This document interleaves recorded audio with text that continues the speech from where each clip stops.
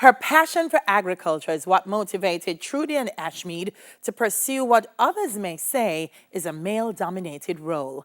Our Smile team took a trip to see how this 25-year-old farmer is tending to her farming business in St. Thomas.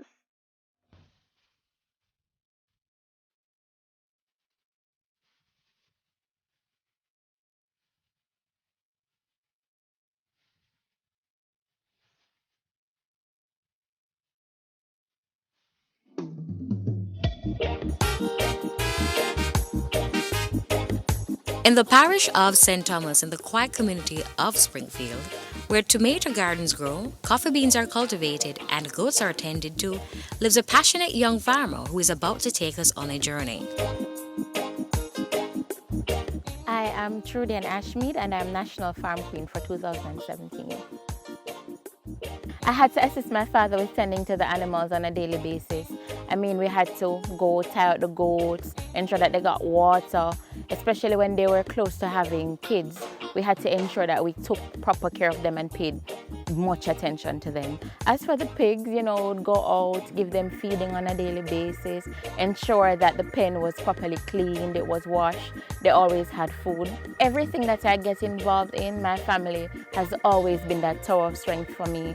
They have been there for me day and night. I mean, whatever it is that I tell myself I want to do and I share it with them, they're always willing and ready to support me. As farmers themselves, they actually believe in the agricultural sector, so it is no wonder that they're very supportive of my dreams and going forward to become actively involved in the agricultural sector. We're all very passionate about it, so they have been here with me straight throughout this journey. In speaking with Trudy Ann, she shares with us some of the benefits as well as the challenges that she sees within the agricultural sector. I believe that the stereotype that is attached to the agricultural sector really needs to change. I mean, most persons believe that the typical farmer is somebody who is uneducated and doesn't have any other option but to turn to agriculture.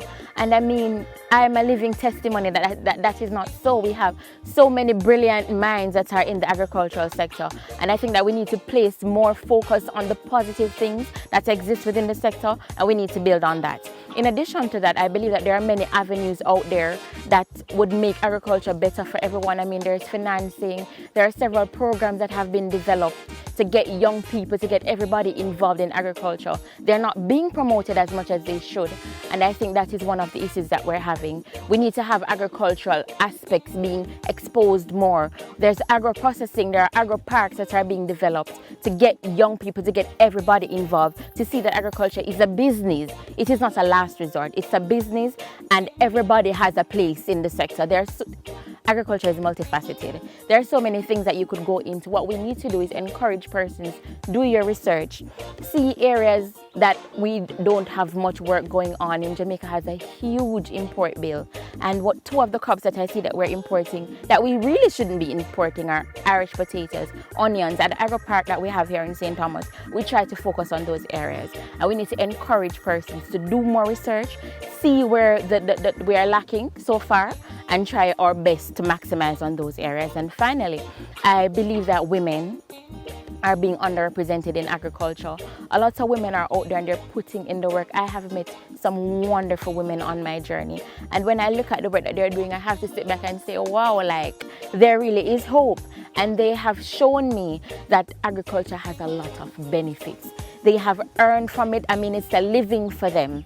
And they embrace it every day in everything that they do. They embrace agriculture. They're brilliant women and they're willing to go out there and do the work.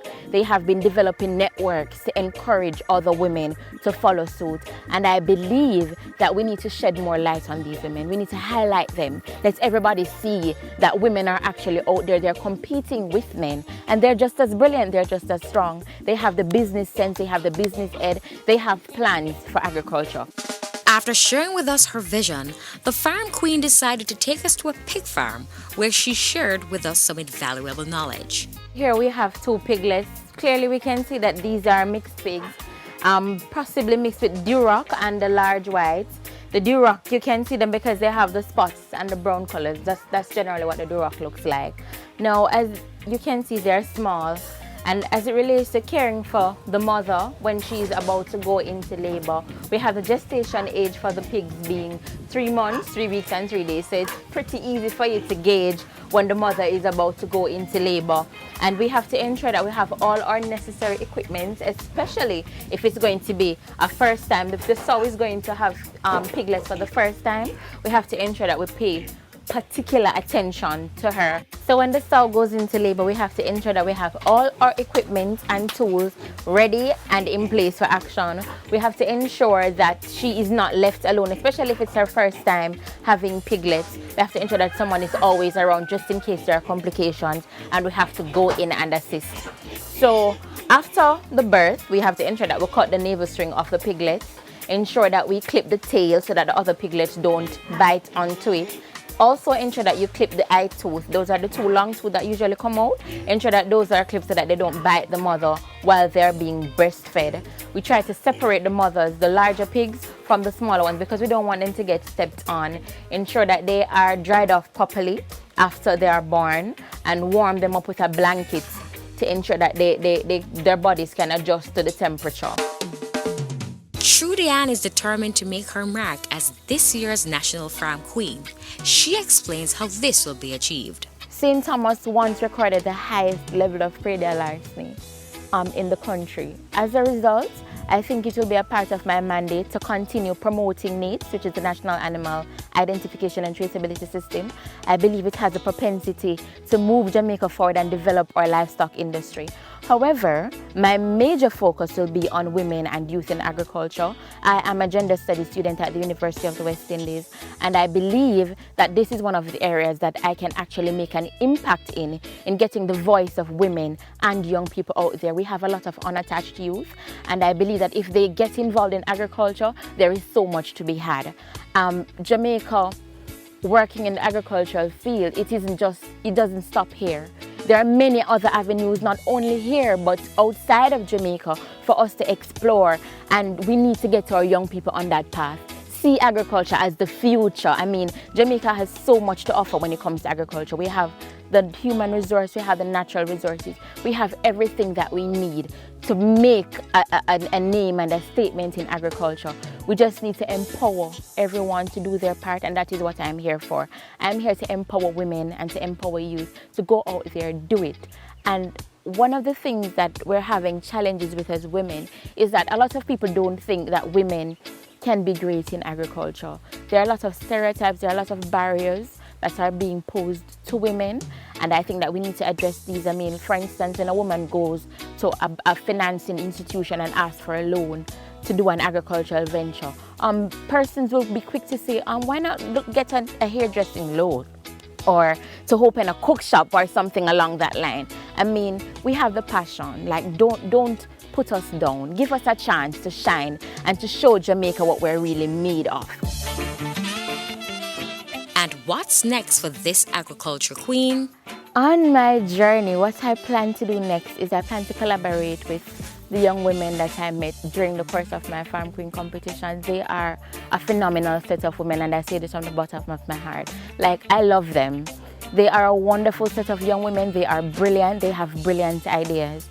So what I hope to do is to get some of their ideas to the fore as well, because they have substance, and I need to let Jamaica know that the National Farm Queen competition is not a beauty pageant, and we're not just idle women that go out there and say, oh, I love agriculture. We have a genuine passion for the sector. So I hope to work with my fellow colleagues to get the message out there, to get other young women to want to be a part of the competition. The knowledge that we have gained, it is invaluable, and I want other people to be able to benefit from that. In addition to that, I hope to do a number of empowerment sessions.